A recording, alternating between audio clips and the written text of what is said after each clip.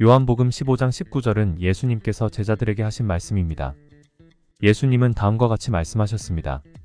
너희가 세상에 속하였으면 세상이 자기의 것을 사랑할 것이나 너희는 세상에 속한 자가 아니요 도리어 내가 너희를 세상에서 택하였기 때문에 세상이 너희를 미워하느니라. 세상과의 구분. 예수님은 제자들이 세상과 구별되는 존재임을 강조하십니다. 세상은 하나님의 뜻과 반대되는 가치관과 행동 방식을 가지고 있으며 예수님의 제자들은 세상에 속하지 않고 하나님의 뜻을 따르는 삶을 살아야 합니다. 세상의 미움. 세상은 하나님의 뜻을 따르는 사람들을 미워합니다. 이는 예수님과 제자들이 경험했던 것처럼 박해와 비난을 받는 것을 의미합니다. 하나님의 사랑. 예수님은 세상의 미움에도 불구하고 하나님께서 제자들을 사랑하신다는 것을 말씀하십니다. 하나님의 사랑은 세상의 미움보다 더 크고 강력합니다. 선택과 책임. 예수님은 제자들을 세상에서 택하셨습니다. 이는 제자들에게 특별한 은혜와 책임을 부여하는 것입니다. 제자들은 하나님의 사랑을 세상에 증거하고 하나님의 뜻을 실천해야 합니다.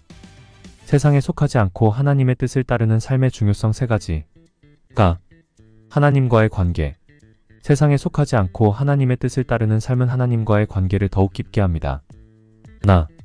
영원한 생명. 세상에 속하지 않고 하나님의 뜻을 따르는 삶은 영원한 생명에 이르는 길입니다. 빛과 소금. 세상에 속하지 않고 하나님의 뜻을 따르는 삶은 세상의 빛과 소금이 되어 다른 사람들에게 하나님의 사랑을 증거하는 것입니다.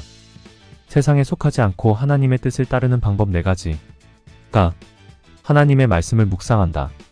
하나님의 말씀을 통해 하나님의 뜻을 배우고 삶에 적용합니다. 기도한다. 기도를 통해 하나님의 인도를 구하고 죄를 회개합니다. 교회 생활. 교회 공동체에서 다른 성도들과 함께 하나님의 말씀을 배우고 믿음을 나누며 성장합니다. 선한 행동. 타인을 사랑하고 돕는 선한 행동을 통해 하나님의 사랑을 실천합니다.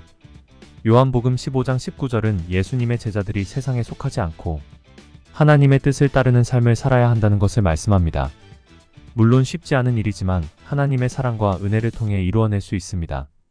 우리는 하나님의 말씀을 묵상하고 기도하며 선한 행동을 통해 세상에 속하지 않고 하나님의 뜻을 따르는 삶을 살아야 합니다. 세상에 속하지 않고 하나님의 뜻을 따르는 삶을 위해 어떤 노력을 해야 할까요?